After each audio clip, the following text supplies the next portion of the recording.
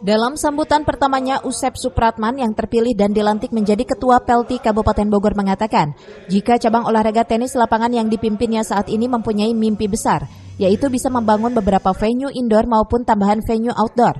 Mimpi besar ini dikatakan langsung kepada PLT Bupati Bogor Iwan Setiawan yang menghadiri acara pelantikan pengurus Pelti. Sementara berbicara pembinaan, Pelti saat ini akan fokus menjaring dan meregenerasi atlet murni putra daerah. Selain itu, Pelti juga tengah fokus mempersiapkan para atlet yang bakal diterjunkan pada Porprov Jabar 2022.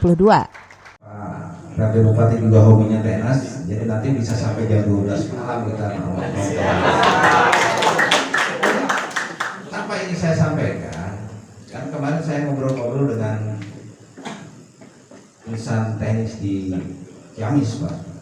Di Ciamis hanya punya 2 indoor, 3 outdoor. Saya berharap, saya bermimpi, mudah-mudahan didukung oleh semuanya. Mudah-mudahan kita punya indoor 4, outdoor 8.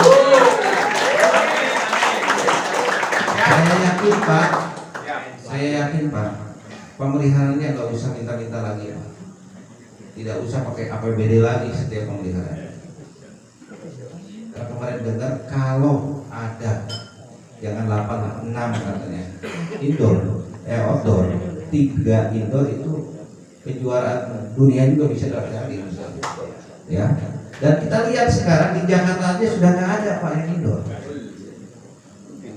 Jadi kalau sekarang megahnya Stadion Pakansari, kalau didukung dengan apa yang telah direncanakan adanya indoor untuk tenis dan akuatik akan lebih.